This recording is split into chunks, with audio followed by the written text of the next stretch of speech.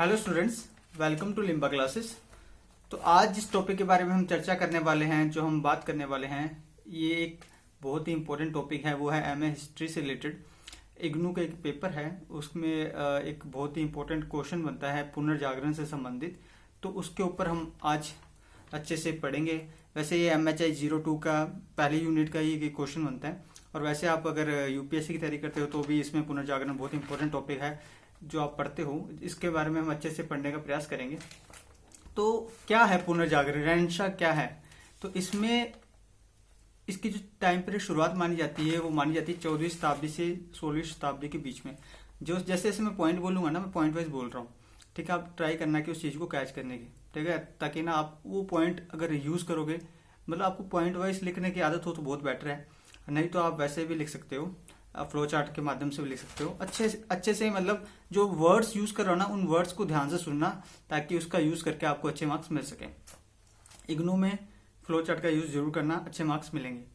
तो अब जैसे पुनर्जागरण कर रहे हैं तो उसकी टाइम पीरियड पता होना चाहिए। आप क्वेश्चन की शुरुआत कैसे करोगे? पहली बात, कहाँ से शुरुआत हुआ था? इटली से शुरुआत हुआ था, ठीक है। और इसका टाइम पीरियड मान जाता है 14वीं शताब्दी से लेकर 16वीं शताब्दी के बीच में। तो 1350 से 1550 इसका आइडल टाइम माना जाता है। ऐसे एग्जैक्ट नहीं है, लेकिन आप ऐसे लिख सकते हैं 14वीं शताब्दी के बीच से 16वीं शताब्दी के बीच में। तो पुनर्जागरण का मतलब क्या होता है?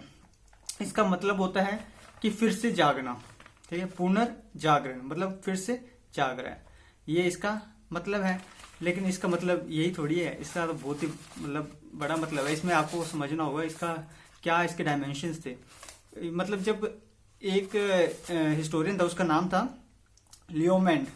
उसके अकॉर्डिंग क्या थी डेफिनेशन? वो कहता है कि जब अंधकार युग खत्म हुआ ना, मध्य युग से निकलकर एक आधुनिक युग में प्रवेश किया, ये पुनर्जागरण है। मतलब पहले की जब बात करें यूरोप में, तो धर्म इंपॉर्टेंट था, धर्म बहुत ज्यादा इंपॉर्टेंट था, धर्म महत्वपूर्ण था। हर चीज में धर्म की बात होती थी, और धर्म जो बोल देता था, ठीक है, रिलीजन इंपॉर्टेंट हो जाता था। जो धर्म ने बोल दिया वही सच है, ऐसा था। चाहे वो सत्य हो ना हो, वो अंधविश्वास हो, चाहे वो रूढ़िवाद हो, कुछ भी हो, लेकिन उसे सच मान लिया जाता था। लेकिन आपको पता है जैसे जैसे टाइम बढ़ेगा, आगे आएगा तो एजुकेशन आएगा। एजुकेशन आएगा तो लोग जागृत होंगे, उन्हें पता लगेगा कि क्या सही है क्या गलत है। मानवतावाद का विकास होगा। मानवतावाद में आप क्या पढ़ते हो? मानववाद में क्या होता है? ह्यूमन इंपॉर्टेंट हो जाता है। अब आप पढ़ रहे हो, लिख रहे हो, आप लिटरेचर पढ़ रहे हो, आप बुक्स पढ़ रहे हो, आपको पता है कि क्या सही है क्या गलत है, क्या बुक्स में लिखा है, रिटन है। आपका खुद का आपके विकास होता है, मानव बुद्धि का विकास होता है, आपका विवेक होता है, ठीक है। उससे आप समझ सकते हो कि क्या सही है। अब एजुकेटेड बंदा तो कुछ अच्छे से सोच पाएगा ना, उसे पता लगेगा कि उसके सामने कुछ गलत हो रहा है, तो उसे पता लगेगा कि ये गलत है, तो वो चीज वो देखने लगा।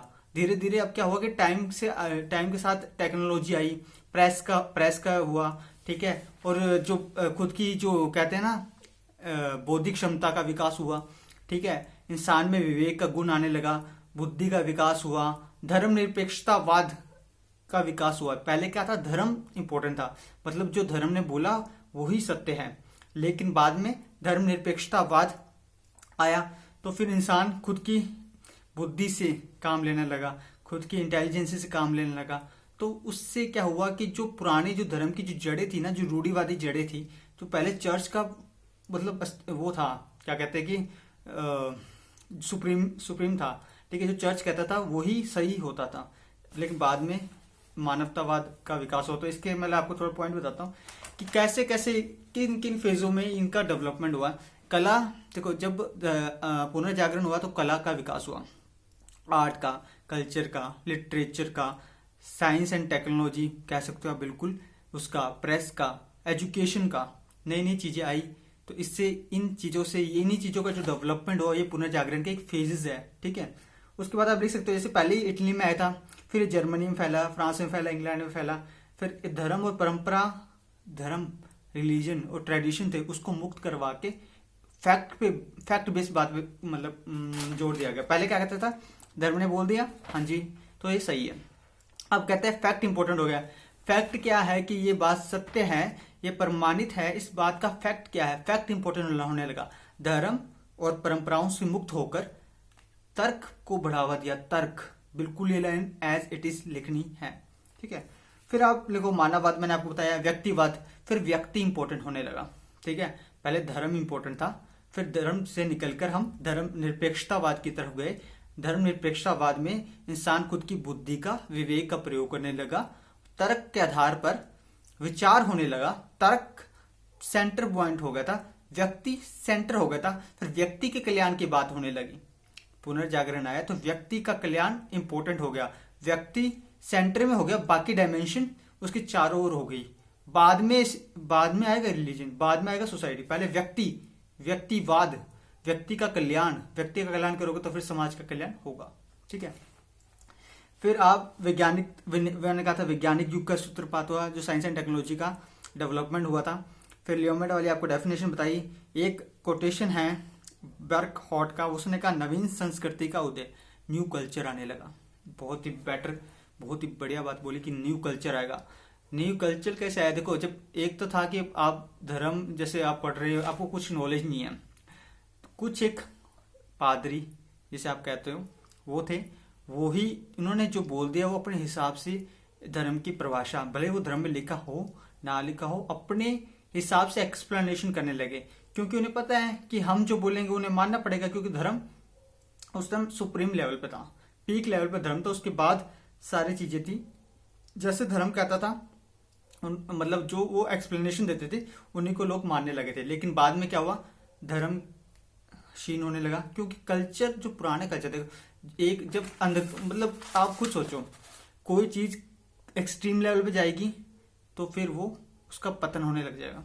अंग्रेजों ने इंडिया का शोषण किया, इतना शोषण कर लिया, सारे रिसोर्सेज ले लिए, उसके बाद क्या होगा, कुछ है ही नहीं इंडिया में, तो फिर उनका पतन होने लगा। फिर हमारे अंदर जो नेशनलिज्म की भावना थी हमने वो इतनी उफान पे आ गई कि हमने अंग्रेजों को भगा दिया, क्योंकि रिसोर्सेज ही नहीं थे उनके पास, और हमारी भावनाएं ऐसी हो चुकी थी कि अब अंग्रेजों का मतलब ये चलो छोड़ो, लेक से हटके हो रहा है। तो जो कहते हैं अति सबकी बुरी होती है, अति एक्सट्रीम सबके बुरा होता है। तो वही बात है कि जब अंधकार युग इतना हो गया, जब इतनी ज्यादा रूढ़िवादिता बढ़ गई, तो एक नई युग की शुरुआत की वो नींव बनने लगी। जब वो नींव बनी तब शुरू हुआ एक नया युग का। जब नया युग आएगा तो फिर वो क्या लाएगा, एजुकेशन को प्रमोट करेगा। वो एक मिडिल, जो कहते हैं ना मिडिल क्लास, जो मिडिल क्लास हमेशा से मिडिल क्लास, आप इनकम बेस पे मत मानो, मिडिल क्लास मतलब एक ऐसा वर्ग जो एजुकेटेड है, जिसके खुद के पास सोचने की क्षमता है, ठीक है, जो चेंज करना जानता है। हमेशा से जो समाज में, विश्व में चेंज किया है वो हमेशा मिडिल क्लास लोगों ने ही किया है। मध्यम वर्ग जो कि शिक्षित वर्ग माना जाता है उन्हीं ने ही किया है। तो बस वही बात। उसके अलावा एक और है कि धर्म के ठेकेदारों से मुक्त करवाया और नवीन चेतना का विकास हुआ। पहले चर्च और ग्रामीण जीवन हावी थे, फिर पुनर्जागरण आया तो फिर वही व्यापारी और शहरी वर्ग जो कि मध्य वर्ग है, जो कि एजुकेटेड वर्ग है, जो कि वकील वर्ग है, जो कि व्यापारी वर्ग है, ठीक है। फिर वही धर्मनिरपेक्षता आएगा, तो मैंने कहा था आपको समाज चर्च के नियंत्रण से बाहर निकलने लगा, ठीक है। फिर व्यक्तिवाद, व्यक्ति इंपॉर्टेंट हो गया। फिर वही न्यू समूह, वकील और नोटरी छोड़ो, आप मानवतावादी, मैंने बता दिया। न्यू एजुकेशन, नई एजुकेशन आई ना, एक आपको बताता हूँ, इसमें रिवाइवल ऑफ लिविंग की कॉन्सेप्ट है, रिवाइवल ऑफ लिविंग। तो रिवाइवल ऑफ लिविंग में क्या कहते थे कि जो पहले का जो कल्चर था ना, पहले जो उस टाइम चल रहा था, वो क्या करते थे, जो पर्टिकुलर जो ग्रंथ है उनका अनुवाद करते थे, ट्रांसलेट करते थे, और वही एजुकेशन थी। फिर उन्होंने कहा नहीं, जो ज्ञान था ना वो पुरानी बुक्स में था, जो पुराना कल्चर था वो ज्ञान वाला था, ठीक है, नॉलेज सारी उसी के अंदर है। तो फिर उन्होंने क्या किया कि जो रोमन ग्रंथ थे और रोमन फिलोसॉफी वाले थे और यूनानी वाले थे, उन्होंने उनकी खोज की, उनको पढ़ने लगे, उनसे नॉलेज को गेन करने लगे, ठीक है, नॉलेज गेन करने लगे। फिर समझने लगे कि क्या सही है और क्या गलत है। फिर उतने टाइम में क्या हुआ, जैसे मैंने बताया कि जो विकास होता है वो एक चेन के रूप में होता है, एक सीरीज के रूप में होता है। धीरे धीरे कहते हैं ना, कनेक्ट दी डॉट्स, वही बात होता है कि आप डॉट को कनेक्ट करोगे, एक चेन चलेगी, तभी डेवलपमेंट होगा। तो वैसे ही अब डेवलपमेंट होने लगा तो प्रेस आई, प्रेस ने इसको एक अलग लेवल पे ले गई। क्योंकि अब देखो, पुनर्जागरण में प्रेस का रोल क्या था, इंसान पढ़े लिखे होने लगे, एजुकेटेड होने लगे। अब जो प्रेस आया वो बुक्स को ट्रांसलेट करने लगे। इवन जो पुरानी बुक्स है वो तो उनको तो ट्रांसलेट किया, जो न्यू बुक्स है, अब न्यू और यूरोप का कल्चर, ठीक है, जो रोमन बुक्स थी उनका कल्चर अब लोगों तक पहुंचने लगा, ना सिर्फ इंग्लिश में बल्कि रीजनल लैंग्वेज में भी। अलग अलग लैंग्वेज में, जो लोग समझ सकते थे उस लैंग्वेज में। जब आपको पता लगा, जब आपको हिंदी आती है, आप इंग्लिश नहीं पढ़ पा रहे, तो आपको हिंदी में आपको दिखा रहे लिखी चीज को पढ़ेंगे ना आप। आपको मराठी आती है, ये मैं आपको सिंपल से एग्जांपल से बता रहा हूँ कि जो रीजनल लैंग्वेज है, जो इंसान समझ सकता है, उसके अंदर लिखा हुआ को पढ़ने लगा तो लोगों को वो बात पहुंचने लगी। जब लोगों तक वो बात पहुंचने लगी तो उन्हें पता लगने लगा कि भाई पहले वाला जो कल्चर था क्या था और हम इतने साल से अंधेरे में क्यों जी रहे थे। तो फिर वही बात जो रीजनल लैंग्वेज में प्रेस ने काम किया, प्रेस ने क्या किया कि जो सत्य है, जो सच है, वो लोगों तक पहुंचाया और रूढ़िवादिता थी उसको खत्म होने में इसने बहुत बड़ा काम किया। और ज्ञान, जो नॉलेज है, वो लोगों तक पहुंचाई। साइंस एंड टेक्नोलॉजी का तो डेवलपमेंट हो रहा है, प्रेस आ गई, एजुकेशन हो गया, एक न्यू मिडिल वर्ग आ गया, और उसके साथ साथ क्या कहते हैं कि मानवतावाद का विकास हुआ, धर्मनिरपेक्षतावाद का विकास हुआ, धर्म का पतन होने लगा और व्यक्ति खुद की सोच से, खुद की क्षमता से काम लेने लगा। उसे पता लगने लगा, जब वो पढ़ा लिखा हो गया तो वो समझदार हो गया। पढ़ा लिखा समझदार व्यक्ति तो फिर कुछ भी कर सकता है, तो पढ़ा लिखा हुआ तो उसे पता लगा कि क्या सही है और क्या गलत है, वो डिसीजन लेने लगा। जब वो डिसीजन लेने लगा तो फिर वो पुनर्जागरण हो गया। तो यही तो था पुनर्जागरण, कोई मतलब क्या कहते हैं स्पेशल चीज थोड़ी है पुनर्जागरण, बहुत ईजी है। फिर से जागे, मतलब पहले सो गए थे, हमें पता है कि क्या सही है क्या गलत है, लेकिन फिर कुछ एक ऐसा वर्ग आया जिसने हमें बेवकूफ बना दिया, ठीक है, जो खुद के हिसाब से बताने लगा कि व्हाट इज रिलीजन। ओके, तुम्हें कुछ नहीं पता, बस मैं ही हेड हूँ, ये बुक्स में जो लिखा, तुम्हें अनपढ़ हो, ये बुक्स में जो लिखा है मैं अपने हिसाब से बताऊंगा और तुम्हें वो मानना पड़ेगा, ठीक है। और लोग मानने भी लगे थे, और वो मानने वाली चीज इतने लंबे तरीके से, इतने लंबे टाइम तक चल गई, इतने लंबे टाइम तक लोग बेवकूफ बनने लगे, तो फिर उसके लिए जगाना जरूरी होगा ना। फिर एक्सट्रीम लेवल पर तो जाएगा ना किसी चीज का एक लेवल के बाद, तो वो एक्सट्रीम लेवल से चला गया। तो फिर एक नई युग की शुरुआत होने की मतलब जरूरत महसूस हुई। फिर समय के साथ, परिस्थितियों के साथ, कल्चर के साथ, एजुकेशन के साथ, साइंस एंड टेक्नोलॉजी के साथ, और कुछ लोगों के द्वारा, कुछ पढ़े लिखे लोगों के द्वारा, एजुकेटेड लोगों के द्वारा, फिर वो धीरे धीरे एक चेंज आया। फिर वही पुनर्जागरण कहलाया। बाद में पहले इटली में शुरू हुआ था, बाद में अलग अलग जगह मतलब देश में पहुंचा, इंग्लैंड में, फ्रांस में, जर्मनी में। तो यही था पुनर्जागरण। अब कुछ टर्म्स बताता हूं जो आपको यूज करने हैं पुनर्जागरण के अंदर।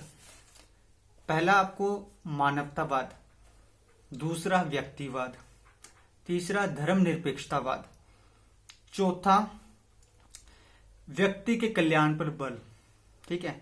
ये टर्म्स यूज करनी है। और टर्म्स बताता हूं आपको। एक आप लिखना 5वें टर्म के रूप में कि जब धर्म व्यक्ति पर प्रभावी होने लगा, ठीक है, जब रूढ़िवादिता व्यक्ति के ऊपर प्रभावी होने लगी, जब रूढ़िवादिता एक स्तर तक पहुंच गई, तब लोगों में क्या हुआ कि उसके प्रति आक्रोश आने लगा। जब आक्रोश आएगा तो बदलाव आएगा, और बदलाव ऐसे नहीं है कि एकाएक आ गया। आज मतलब कल रात तक तो सब कुछ जो बोल रहे थे मान रहे थे, सुबह उठा और कहते आज हम क्रांति कर देंगे, ऐसे नहीं होता। वो उसके बहुत सारे रीजंस होते हैं, बहुत सारे फैक्टर्स होते हैं, फिर वो धीरे धीरे चेन बनती है, फिर वो एक्सट्रीम लेवल तक जाती है, फिर जाके चेंजेस आता है। तो यही पुनर्जागरण के कुछ फैक्ट्स हैं, कुछ आपको टर्म्स यूज करनी है वो बता दिया। और जब लिखो ना पुनर्जागरण के कारण प्रभाव पड़ा, तो एक इधर डाल देना धर्मनिरपेक्षतावाद, मानवतावाद, ठीक है, इधर डाल देना अपना जो क्या नाम रूढ़िवाद का जो हुआ स्तर इतना अधिक बढ़ गया कि एक समाज व्यक्तिवाद की भावना उत्पन्न हुई, ठीक है। एक लिखना नई शिक्षा, प्रेस का विकास, विज्ञान और तकनीक का विकास। ये सारे टर्म्स यूज करने हैं, और जितना भरपूर यूज करोगे उतने अच्छे मार्क्स मिलेंगे आपको, ठीक है। तो ये पुनर्जागरण के ऊपर वीडियो थी, रैंशा के ऊपर वीडियो थी। इसमें आप कमेंट करके बताइए आपको ये वीडियो कैसे लगी, और आप ये बताइएगा आपको और कौन से टॉपिक पे वीडियो चाहिए, ठीक है। तो इस वीडियो में इतना ही। Thank you so much. और वीडियो को लाइक, कमेंट, शेयर और सब्सक्राइब जरूर कीजिए, क्योंकि आप सब्सक्राइब कर नहीं रहे और मेरे सब्सक्राइबर्स बढ़ नहीं रहे, और फिर मेरे को मोटिवेशन मिलती नहीं नई वीडियो बनाने की। तो प्लीज सब्सक्राइब कीजिए, लाइक कीजिए, कमेंट कीजिए, शेयर कीजिए, और बताइए आपको कौन से टॉपिक पे वीडियो चाहिए। Okay, thank you so much.